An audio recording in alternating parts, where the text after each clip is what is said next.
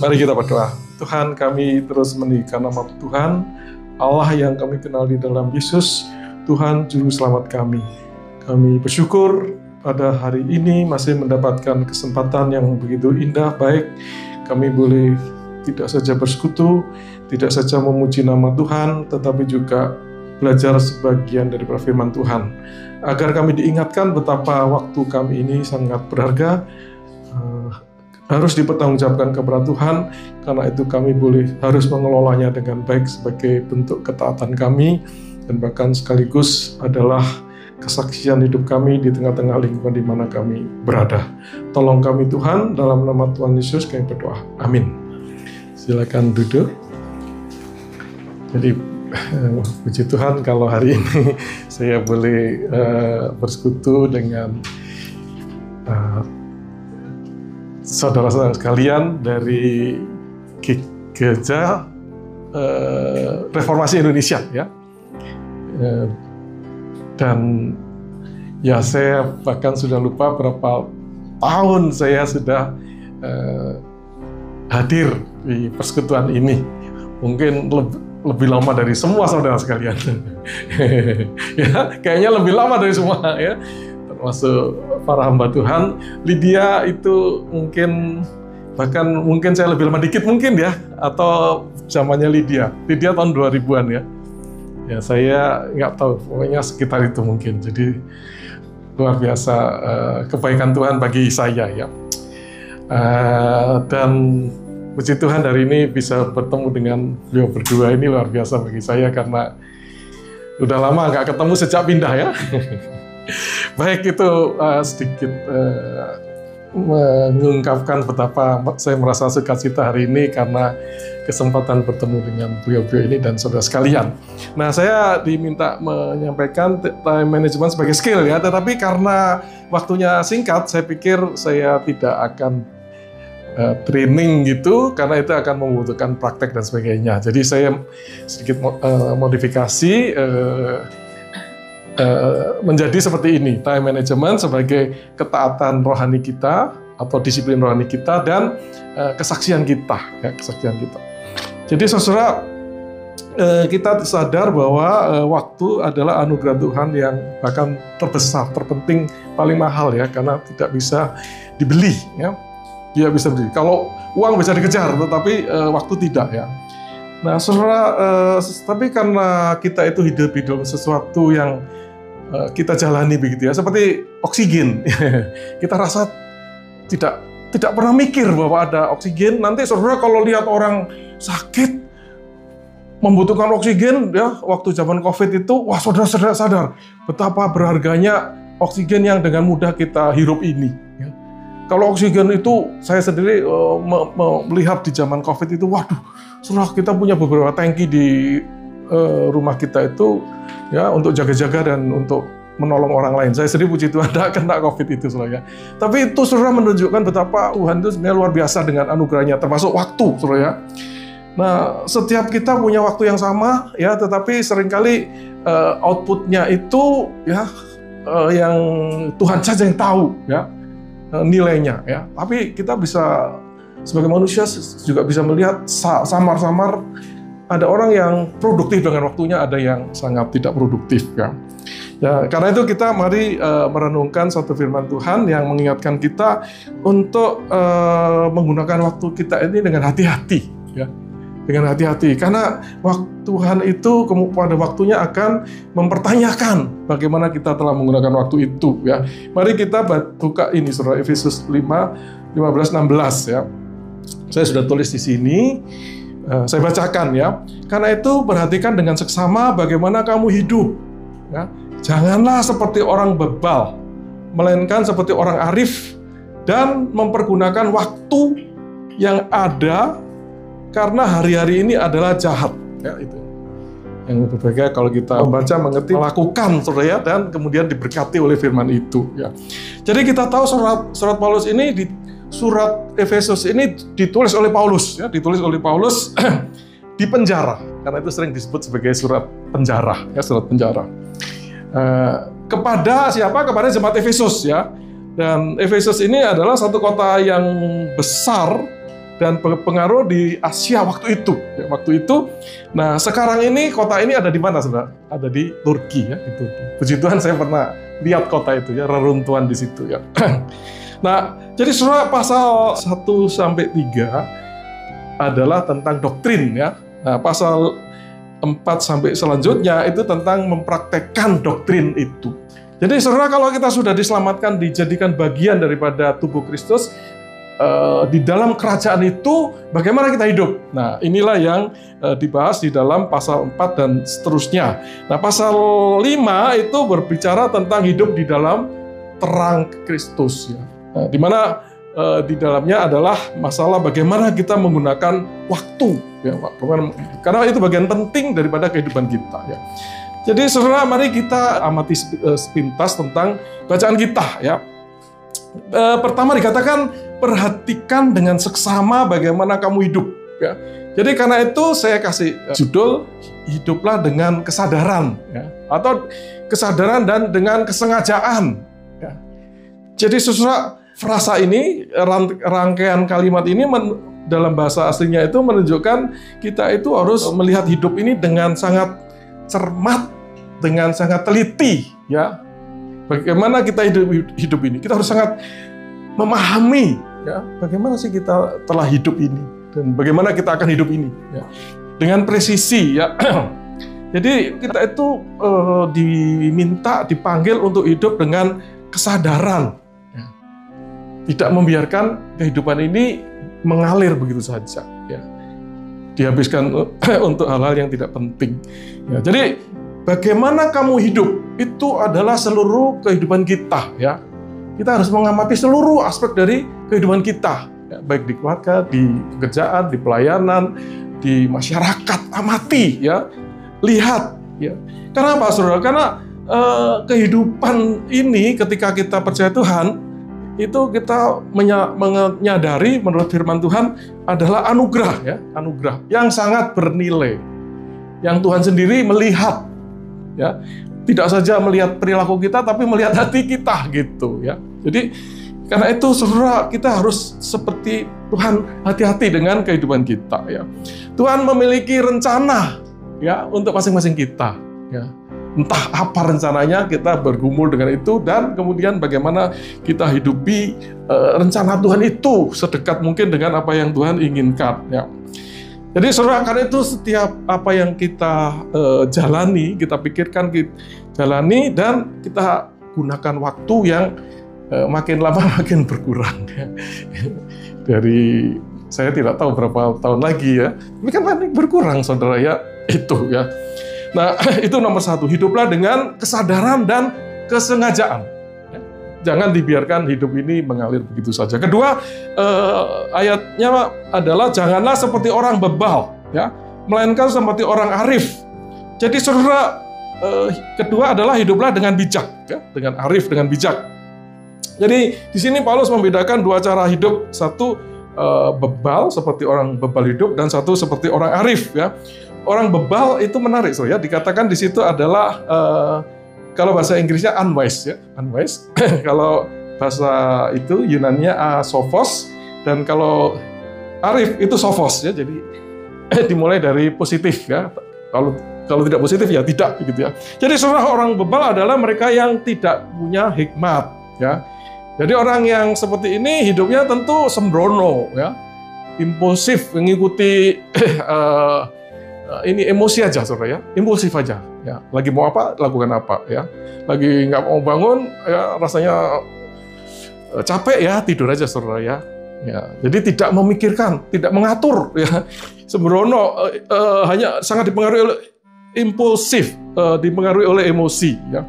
Tidak berpikir panjang, tidak, apalagi berpikir kekekalan, itu jauh, ya. Orang bebal tidak akan seperti itu. Dia tidak menghubungkan hidupnya, waktunya dengan Tuhan yang akan menuntut pertanggungjawaban itu, ya. Sedangkan orang aktif, ya, kebalikannya, saudara, orang yang bijaksana, ya, orang yang bijaksana memiliki pemahaman yang makin dalam, ya, tentang kehidupan ini, tentang Tuhan, tentang hubungannya dengan Tuhan, tentang hubungannya dengan sesama, tentang apa itu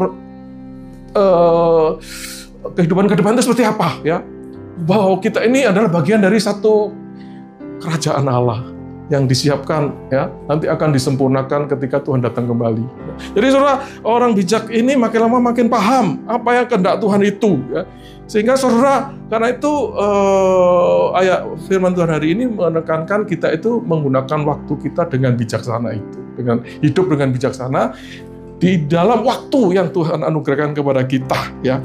Nah, jadi saudara, karena itu tema kita adalah menggunakan waktu ini, tema manajemen ini, time management ini adalah sebagai pilihan kita untuk hidup berhikmat ya, atau ketaatan kita kepada firman itu. Karena firman itu jelas memanggil kita untuk menggunakan waktu dengan bijak ya. Nah, yang ketiga lagi saudara adalah ayat 16 ya, dan pergunakan waktu yang ada. Saudara, di bahasa Indonesia waktu ya, kalau bahasa NIV opportunity ya. Yunaninya kairos ya, kairos. Jadi saudara, di sini pertama pergunakan waktu itu ya, itu sebenarnya menurut bahasa aslinya itu ya sangat serius ya. Itu bahkan dikatakan membeli kembali, seperti seolah udah lewat nih. Jadi beli kembali atau tebus ya, manfaatkan semaksimalnya gitu. Jadi itu luar biasa saudara ya. Bagaimana firman Tuhan ini melihat waktu itu ya.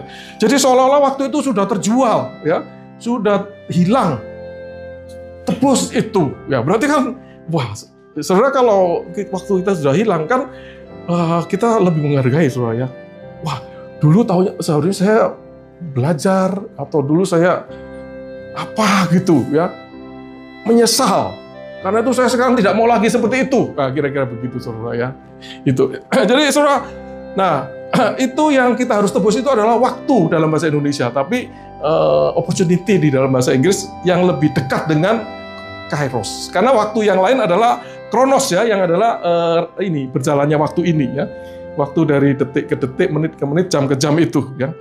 Nah, tapi ini adalah kairos yang digunakan. Berarti waktu yang dimana Tuhan memberi peluang-peluang untuk sesuatu yang kita bisa ambil, lakukan, ya, sehingga kita ini melakukan sesuatu yang Tuhan memang kita ingin lakukan. Ya, yang seringkali kita lepaskan karena kita tidak hidup dengan kesadaran itu, ya, bahwa kita ini sedang hidup untuk kemuliaan Tuhan. Ya, di tengah waktu yang Tuhan anugerahkan, diberi banyak kesempatan, ya. Seringkali kita loloskan kesempatan itu. Firman Tuhan hari ini adalah hiduplah di dalam kairos itu. Jadi saudara, jadilah proaktif mengamati peluang-peluang untuk menyenangkan hati Tuhan kita, untuk kemajuan kerajaannya, ya, untuk memuliakan Dia. Jadi kalau ada kesempatan, kita segera tangkap, saudara. Hari ini ada persekutuan, saya mau hadir, kira-kira begitu ya. Karena begitu ada sesuatu di depan kita, itu adalah kesempatan yang Tuhan buka, ya. Karena kita bersekutu bukan untuk sesama kita saja, ya, tapi terutama adalah untuk Tuhan. Kita ingin, oh Tuhan, saya serius mau beribadah, ya. Ada kesempatan saya mau masuk, kira-kira begitu. Jadi kita dipanggil untuk proaktif, saudara, ya. Dan inilah sebenarnya inti daripada time management yang Kristen, ya. Time management ada yang umum, ya, pokoknya efisien, efektif, tercapai, maksimal, produktif, ya. Tapi time management Kristen ini adalah dalam rangka kita taat kepada Dia supaya hidup kita menyenangkan Dia. Itu saudara. Itu yang ini. Nah, poin keempat adalah dikatakan karena hari-hari ini adalah jahat. Jadi saudara, karena itu saya beri judul di situ, hidup dengan hikmat, ya, dengan bijak itu di hari-hari yang jahat, ya. Jadi ini alasan saudara, ya, karena hari-hari ini begitu jahat, ya. Begitu orang tuh lebih sangat mudah untuk membuang-buang waktunya. Karena ada musuh di balik ini yang tidak ingin kita itu produktif, ya. Nah, sehingga saudara, berapa banyak waktu yang kita habiskan untuk hal-hal yang sia-sia, ya. Mungkin media sosial, ya. Yang nggak perlu, ya. Kita baca, kita forward, ya. Dan semuanya saya yakin banyak yang tidak perlu, ya. Berapa lama waktu kita untuk screen, untuk nonton, ya, yang banyak yang tidak perlu, ya. Ya, mungkin memang perlu kita penghiburan, pengetahuan dan sebagainya. Tapi banyak yang saya yakin sebagai manusia berdosa itu kita membuang-buang waktu dengan apa yang mungkin juga sebenarnya bisa berguna, ya, berguna. Jadi saudara begitu banyak ya, atau sosialisasi ya, sosialisasi ketemu teman dan sebagainya. Habis itu kehabisan waktu untuk melakukan hal yang diperlukan. Kemudian tidurnya malam-malam, ya, tidurnya malam-malam, ya, lama-lama kurang tidur, lama-lama nggak sakit, saudara. Ya.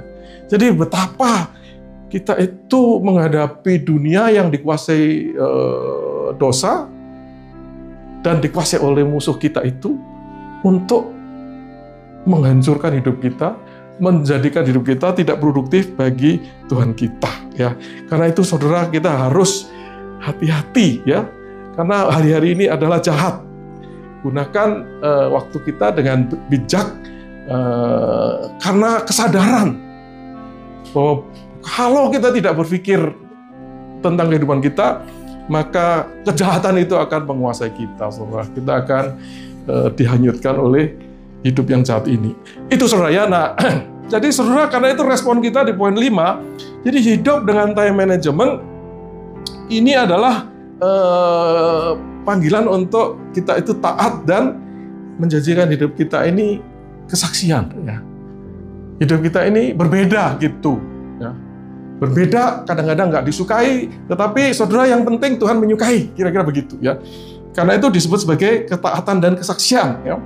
Jadi saudara, mari kita hidup yang bijak itu ya, menebus waktu kita itu, membeli waktu kita itu dalam rangka karena kita mau taat dan dalam rangka kita mau hidup kita menjadi kemuliaan bagi Tuhan kita.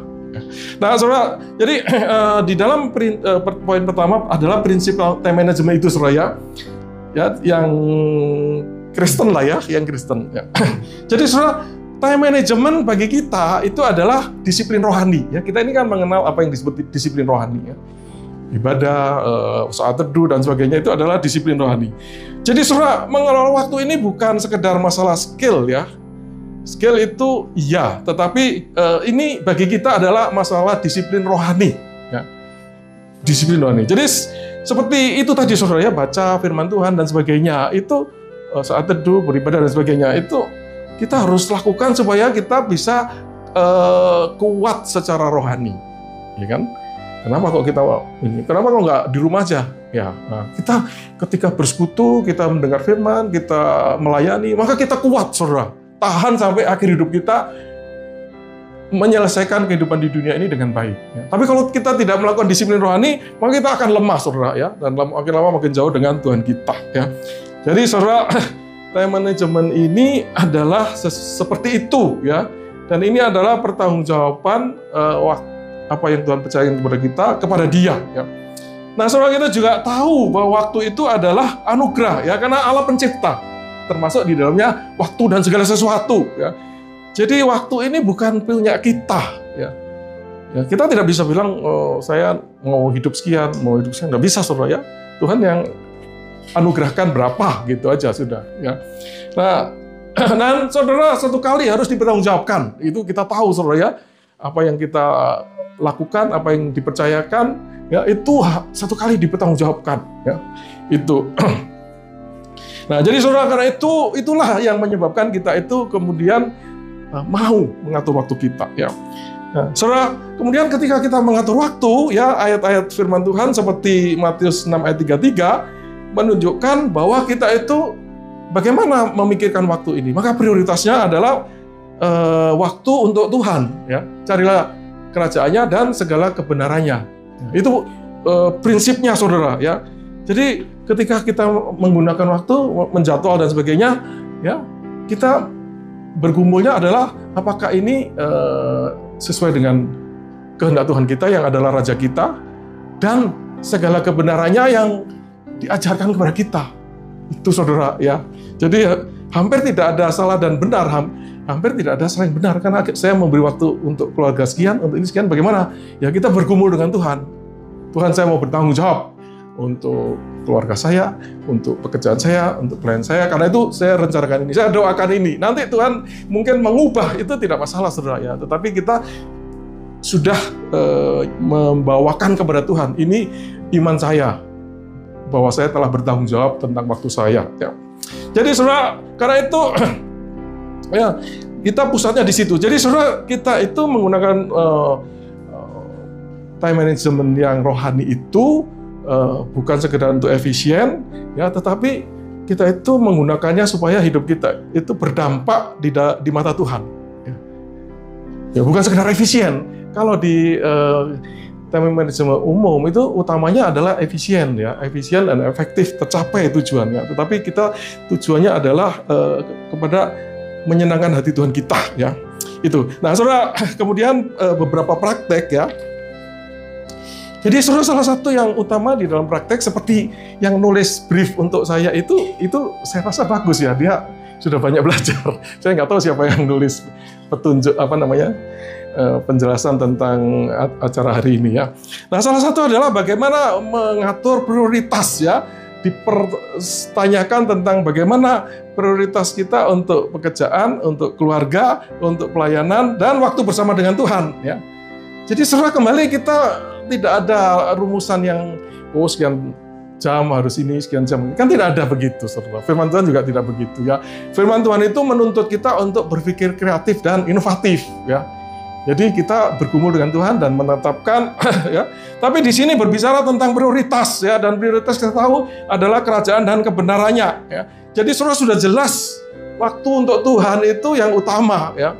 Dulu ada di persekutuan seperti ini, di pelayanan lain itu dia waktu menyusun waktu, dia memberikan waktu itu kayak 5 menit, 10 menit untuk Tuhan pagi hari, saudara, ya. Terus macam-macam banyak sekali.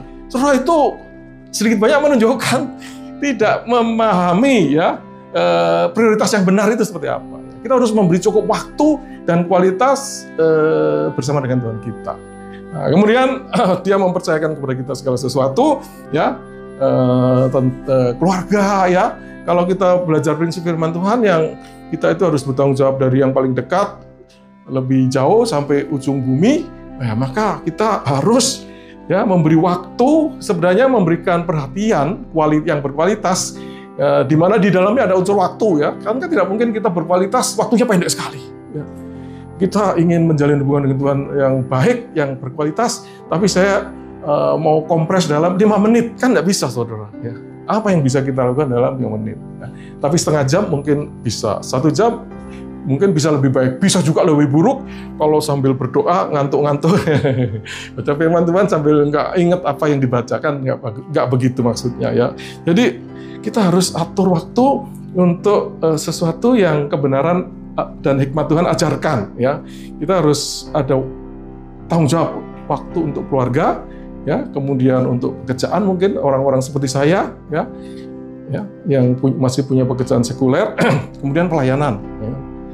Ya, kita budgetkan waktu, perhatian, ya, itu salah satu prioritas berfokus kepada Tuhan kita, ya. Nah, saudara, kemudian satu yang disebutkan di dalam panitia itu adalah hidup dengan teratur, saudara, ya.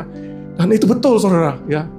Karena dengan keteraturan itu, saudara, ya, dengan keteraturan itu maka kita bisa mencapai lebih. Karena di dalam membangun keteraturan berarti kita harus disiplin, ya. Disiplin macam-macam, ya, dari disiplin tidur, ya.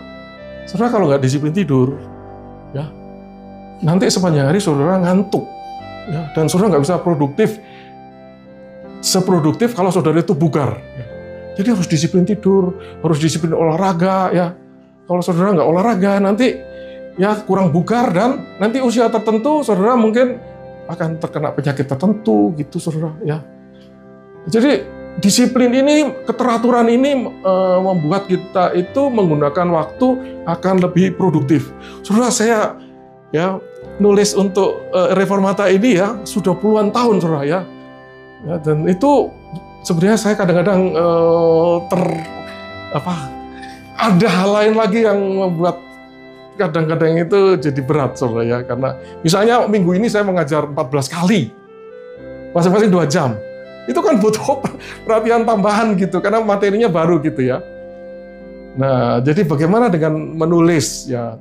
Tapi saya sudah terbentuk, ya, nyicil dikit, ya. Jadi akhirnya sejauh ini Saya belum ingat saya gagal satu, mungkin ada satu dua ya, saya nggak ikut ya. Tapi itu saudara ya, membutuhkan keteraturan. Kalau saya berhenti sekali, bulan ini aja tidak, mungkin bulan berikutnya oh enggak juga gitu. Ya, bulan berikut aja gitu kira-kira saudara. Jadi kita perlu membangun keteraturan itu ya, untuk supaya kita itu menebus waktu yang agak seperti abaikan itu. Nah, saudara, karena itu saudara di dalam situ banyak sekali skill untuk mengatur waktu kita itu ya.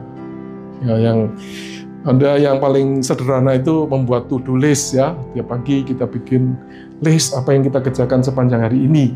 Nah, saya selalu buat itu saudara, dari dulu selalu saudara ya. Dulu. Nah, kalau yang lebih baik lagi kita kasih prioritasnya, ABC-nya. A penting sekali, B berikut dan sebagainya. Lebih baik lagi kalau dikasih waktu. Untuk ini saya 1 jam, untuk ini 1,5 jam dan sebagainya. Saudara, saya seringkali kalau membuat to-do list itu ya, atau bagaimana bekerja itu, saya misalnya ada 3 pekerjaan, ya saya nggak akan selesaikan satu itu tuntas, saudara. Karena nanti yang kedua akan terabaikan dikit ya. Ketiga akan terabaikan. Jadi misalnya minggu ini saya harus siapin renungan hari ini, kemudian kemarin ngajar 2 jam itu, nanti minggu ada khotbah 3 saudara. Bagi saya berat sebenarnya. Jadi saudara, yang minggu itu saya sudah mulai draft, ya kasih waktu sekian jam. Nanti hari ini saya lanjutkan dikit. Nggak akan saya habiskan waktu untuk itu saudara, karena di samping tugas ini saya masih nanti ada kayak semacam coaching dengan seorang karyawan yang dititipkan ke saya. Ya, itu butuh 1 jam persiapan, mungkin 1 jam. Ini belum saya lakukan nih saudara.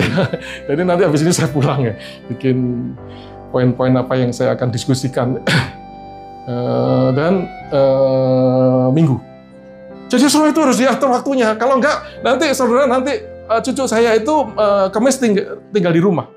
Wah, kalau sudah cucu itu yang lain harus diatur ulang gitu saudara ya, karena dia akan mau kemana ya kita nggak bisa, tidak, sudah jauh-jauh dari rumahnya sana, tinggal di rumah kita saudara. Jadi itu saudara betapa kita perlu dengan strategi ya.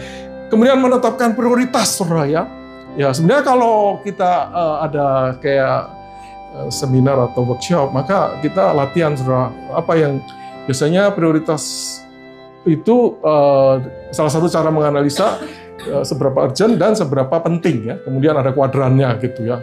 Saudara, kalau kita mengabaikan, seringkali kan kita mengabaikan yang penting ya. Urgent aja kita kejar, kasih tugas, target dan sebagainya.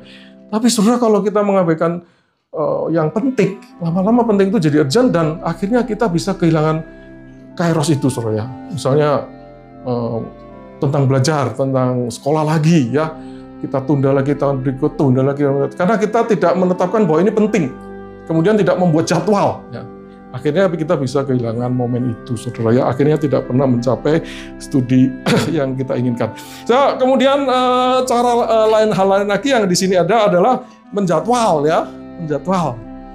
Ya, jadi penting sekali kita menjadwal, saudara ya. Ya, saya begitu ada sesuatu, saya masukkan jadwal, saudara ya. Nah, itu aja kadang-kadang bisa, wih, ada yang kelupaan ya, karena kita pikir nanti aja kita masukkan, ya. Wah, ternyata udah dekat sekali, aduh salah saya gitu, minta maaf gitu-gitu saudara ya. Tapi puji Tuhan tidak terlalu sering gitu. Ya. Tapi betapa pentingnya menjadwal. Kalau tidak kita kacau saudara ya. Gitu. Kemudian saudara menghindari penundaan ya. Terutama yang hal-hal yang kita kurang suka saudara ya. Bisa menulis itu ada yang nggak begitu suka, saudara tunda-tunda. Justru yang sulit itu didulukan saudara ya. Nah, sebenarnya itu tadi ada banyak pengetahuan yang menunjukkan bahwa kita itu bekerja dalam siklus-siklus begini saudara ya. Karena itu kita harus bekerja dalam menit, sejam setengah sampai 2 jam, harus istirahat dan seterusnya. Nah, terus kita ada yang produktif pagi, produktif sore dan sebagainya. Ya, itu semua kita bisa gunakan untuk menghasilkan yang terbaik ya. Kemudian juga saudara kalau sudah punya tim, kita harus memang bisa mendelegasi ya, berbagi tugas itu. Ya, sehingga kita bersama mencapai lebih banyak ya. Baik itu saudara ya. Terus mari karena itu kita menjadikan time management ini sebagai kesaksian hidup di tempat kerja kita, ya. Jadi saudara, dengan time management itu tentu kita bisa achieve lebih, ya, untuk kemuliaan Tuhan kita, ya. Sehingga saudara, mestinya saudara, ya, itu kalau orang melihat dibandingkan dengan banyak orang lain, ya, kita lebih produktif, ya, dan tidak hanya urusan kerjaan tok, ya, tapi ada waktu untuk pelayanan, waktu untuk keluarga. Jadi saudara, hidup kita ini, apalagi kalau saudara tampilkan di media sosial, itu kan orang jadi lihat, ya, oh, orang-orang ini, orang percaya ini begini, ya, dia ada waktu dengan keluarga, ada waktu dengan pelayanan, gitu saudara, ya. Dan jadi ini menjadi kesaksian, ya. Dan orang yang mengatur waktu seperti itu umumnya hidupnya lebih tenang juga, ya, karena dia sudah kendalikan waktu itu dengan perencanaannya, ya. Dan saudara, kesaksian hidup salah satu adalah, ya, hidup di dalam damai sejahtera, dalam sukacita, saudara, ya. Kalau kita gelisah terus, bagaimana orang bisa tertarik dengan Tuhan kita, saudara, ya? Ini orang Kristen kok begini, gitu kan? Tapi kalau orang Kristen bisa menghandle hidupnya, ya, dan produktif hidupnya, kan orang juga melihat itu sebagai kesaksian, ya. Itu saudara. Jadi saudara, karena itu mari kita menggunakan, ya, apa yang Tuhan percayakan ini kepada kita. Sebagai penutup, saya ulang lagi ayatnya itu adalah, karena itu perhatikan dengan seksama bagaimana kamu hidup. Janganlah seperti orang bebal, melainkan seperti orang arif, dan pergunakanlah waktu atau kairos yang ada, karena hari-hari ini adalah jahat. Jadi dengan waktu yang terbatas, dengan situasi jahat itu, saudara, mari kita hidup satu dengan kesadaran dan kesengajaan, ya. Jadi pikir baik-baik tentang hidup ini, ya. Hidup dengan bijak, ya. Bijak berarti dengan hikmat. Hikmat, kita tahu banyak hikmat dari firman Tuhan. Itu sangat menolong, ya. Kemudian hidup di dalam kairos, ya. Jadi ada peluang-peluang di depan yang kita amati, saudara, dengan kairos, ya. Dan dengan kita hidup dengan hikmat di hari-hari yang jahat. Sadari bahwa hari-hari ini jahat, saudara, ya. Jadi saudara, ya, aplikasi macam-macam itu saudara harus waspada, ya. Atau Netflix itu harus waspada, ya. Apa saja yang ini waspada, karena itu bisa dari sesuatu yang positif kemudian tahu-tahu menjadi jahat bagi kita, saudara. Karena apa? Karena merebut waktu kita untuk hal-hal yang Tuhan ingin kita lakukan, ya. Dan saudara, mari kita mengelola ini dengan time management yang didasarkan hikmat dari Tuhan kita itu. Mari kita berdoa. Tuhan, kami bersyukur untuk firman-Mu. Tolong kami, ya Tuhan, untuk memahami urgensi untuk waktu, menggunakan waktu yang Tuhan anugerahkan kepada kami ini. Kami bersyukur hari ini kami boleh merenungkan ini kembali, diingatkan kembali, dan bertobat untuk bagaimana kami telah menyia-nyiakan banyak waktu yang Tuhan percayakan kepada kami. Tolong kami, Tuhan. Biarlah hikmat Tuhan ini, semangat dari Tuhan, firman-Mu ini menolong kami untuk menggali lebih lanjut bagaimana kami bisa menggunakan berbagai teknik